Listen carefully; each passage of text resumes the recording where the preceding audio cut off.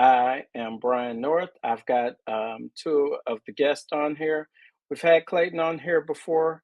Clayton, knowledge, today's topic is going to be on webinars. So we've got Clayton, who's had some experience with water quality issues. And Right. then my second person needs no introduction, Mr. Dave Jagrosse. Um, we're going to talk about water qualities. We're going to talk about the new standard. We're going to talk about what some of those key points in that standard are, and then we'll go from there. So let's just dive right into it. So, Dave, I want to talk about TIR 34 and how that became the standard of what that is and how it became the standard of ST108. So, Dave, if you could answer that for me. Yeah, absolutely. And thanks for having me. As you know or you don't know, Amy has these TIRs, which are technical information reports, and they are basically on path to become standards eventually. And TIR 34 was out there for quite a while, water quality, and we worked on it for years. And now it is a standard, which increases the level of compliance that we are all held to, that we need to really start following this once it becomes a standard. And the good thing is we're also now that it's a standard, we're working on a new TIR that's part of it, that's really going to help the users, the SPD people out there, uh, give them like a cliff notes on, what does this big document mean for us. So again, and then in the future you may see that TIR become a standard. So that's sort of the format on how it works. Okay. Clayton, anything to add to that before we hop into that or really dive into it or anything? Yeah, no, kind of like Dave said there, like what was now just a recommendation is kind of leading towards a path that looks like, Mhm. standards are going to be the criteria. And now we have something like he said in the SPD field where you can reference it, right? So everybody always wants to ensure they're doing the right thing. How can I reference, what I'm supposed to be doing? And this is, there may not be any groundbreaking news, but any little tweaks and adjustments is important in our field. And as a SPD tech, we kind of really need to start owning that role in water quality and management. S- So when we talk about water quality, everybody thinks about, the quality of the water in the washers and of course your last water cycle. But I just want to touch a little bit on steam quality and how sometimes that steam quality is forgotten. How is ST108 going to help us as far as that steam quality goes? And I'll leave that up to either one to answer. Go ahead, Clayton, you take it. Well, yeah, like I just mentioned, we now have things to look out for, right? If we have this Hmm. standard, I can now make a template of what I need to check every day or every week or whatever is recommended. Now instead of just pass or fail in my washers, if there's an adjustment there that we need to make to monitor chemical balance or pH things, we can do that. If it's at the steam level, if there's a criteria portion where we need to be monitoring what that looks like, coming from the pipes to the steam to the sterilizers, now we can monitor that. The approach may not change all that much, but now we can have a reference point. Okay. Yeah, I mean, just to piggyback on that, you're right. Quality changes. It's not a static thing, right? We get water from different sources, and we also it can change throughout the year. You can be getting water from a surface in the summer and then underground in the winter. And things happen. I think you've all gotten notices at home potentially when they're flushing pipes. They certainly do that when they're flushing the pipes near the hospital. You can get all kinds of things in your water. So that's why if you go into the document, you will see a schedule of what sterile processing should be testing, either at the sinks or out of the critical water source, or more importantly, with the steam. Okay. And there may become a time where we may have an incident of where something happens with our water quality, and then we may have to bring in that outside source. Let's talk a little bit about what happens when that outside source has to come in. What are some of the things that they're looking at? What are some of the things that they may or may do to number one, find out the source of what the issue is with the water quality, and then correct that? Yeah, no, I'll dive right in. I may know a good, SPD consulting guy. Dave may be able to expert on, getting the, facility and health system the help they need.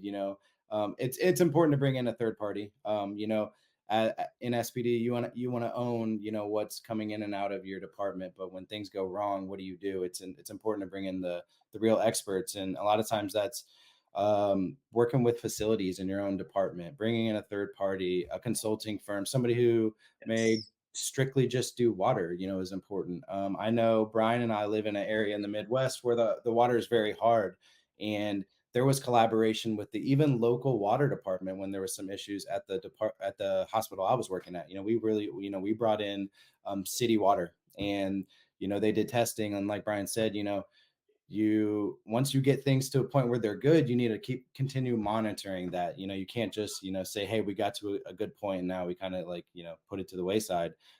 There's a proactive approach that I think is now trending in SPD towards water quality, and it's really managing it before there is a problem is really. Clayton, that is absolutely like on spot because most people think ST108 is just about testing water, but it's about there already is a water management program in the hospital, and it to your point, it's getting SPD at the table and proactive, right? Like monitoring, not Yep. just, oh my God, our instruments are terrible. Let's shut surgery down, or let's stop the line, which we always do. But you shouldn't let it get to that point anymore, I think is where we're hitting, right? Yeah. Exactly. So we shouldn't be waiting to take water samples when we start to see the discolorations on Yeah. the instruments. We shouldn't wait till we're starting to see pitting and stuff in the instruments. We should be taking those water quality samples on a regular basis. And that's one of the things the ST108 is doing is it's not only telling us what to do when something happens, but it's also going to talk to us about what to do to keep this or preventative maintenance from happening if we're following that guideline on it. To both of you's comments, is that it's making sure that we're at the table and we are not just at the table, but we're an active body at the table. Correct. Correct. And not And only that, it also tells us when we have to bring in that third party person, that unbiased source from the hospital to say, here's what you need to do and here's what they need to do. correct. And that third party person should be part of your regular water management team, Mhm. and just some Dave guidance on that. There's companies out there that sell equipment and they're very good, and there's some companies out there that this is all they do. They do water management. So you Mhm. want to make sure you got the right people at the table, because you don't want to you don't want to buy products and equipment that you don't necessarily need. Good point. Good point. Very good point. Yeah. Just jumping back to what you said earlier too, just as a glimpse, some of that testing that we look at is monthly, on the critical water. Mhm. We're looking at pH, the hardness, alkalinity, conductivity, Yeah. and then you start getting into more quarterly testing. And for example, on utility water, we're looking again at pH, hardness, alkalinity, um, and then we're looking at things in the steam. If there's any area that I see, and probably you guys can concur on this, is when we're out there, I think we're at the point where there's awareness, people are getting onto the water management teams, but I don't see a lot of the testing happening yet. So Yeah. that's really lagging. Yeah. And to a couple of key points or actual, I want to do a little of terminology real quick, Dave. You mentioned two things. You mentioned utility water and you mentioned critical water. So, for those that don't know what those two things are, can you elaborate on what those two things are? Sure. No, very important because we get caught up in our worlds here, and we talk about it every day. So utility water is what's coming out of your pipes, what's Hmm. going into the main building. And I think we've had a separate conversation that, the water coming into the building way up in the new building may not be the water that's coming in down an SPD in that 100-year-old pipe.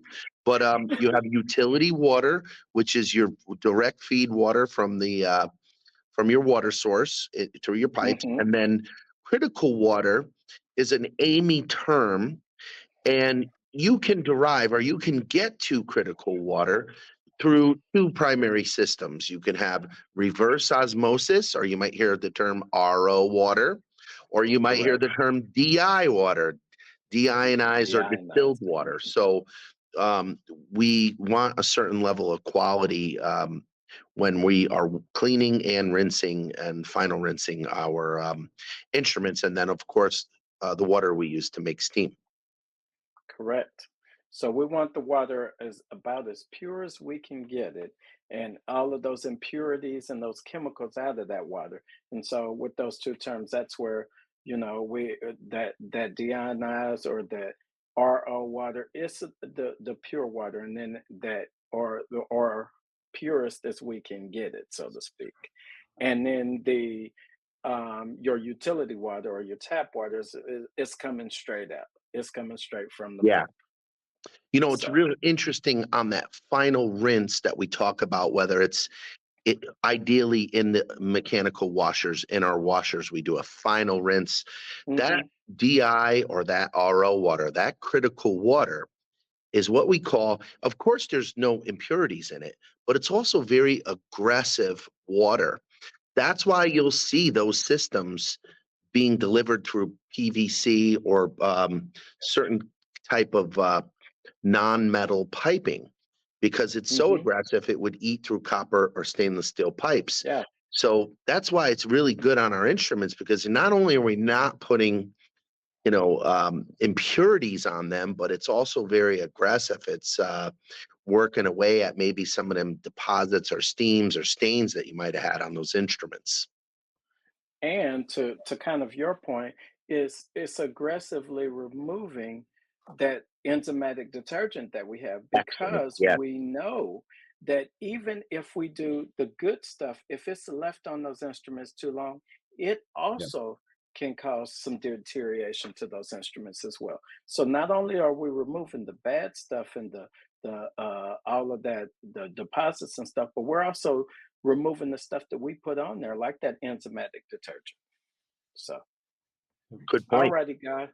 So as a final wrap up, any um, last words you want to give on that before we wrap this up? Other than like you two just mentioned, monitoring your water, it really affects the longevity of your instrumentation and your equipment. A lot of times water produces, a lot of problems. And if you're not at the forefront of being, proactive about it, you may miss some things, and it's very expensive. Replacing instruments and equipment is not cheap in sterile processing. So create a plan, like Dave just mentioned. Use different water at different stages in your processes. Know what they are. Get with your educators and really lay out a process for that. It's important to know when you're supposed to be using the correct water and how to monitor it. That's really all I got today. Appreciate you having me on for sure. Yeah, I think just here's your 101 stuff from Dave is make sure you own a copy of ST108. Yeah. How can you follow the standard if you don't have it? I mean, we could talk about ST79 too, but I go into a lot of places and it's their burden, okay? If it's your job to follow it, it's the facility's burden to buy you the copy of the document. So Yes. get the document, get involved on these teams. At least if an accreditation survey occurs and you're showing progress, we have the book, we're on the meeting. If you're showing progress towards it and you're not totally there yet, that's better than just saying, I don't own a copy of the book and what meeting are you talking about? So it is our burden. We have to follow this standard now. And wherever you are, if you're in the beginning, in the middle, or you're fully compliant, you got to be somewhere along the process there. Yeah. All right, to wrap it up, guys, we talked about water quality today. And final takeaways is this: if you don't own a copy of ST108, get the copy. If you're not at the table, get at the table, and don't just get at the table and be at the table. Be at the table and be instrumental at the table. That's all we have for this issue. Awesome.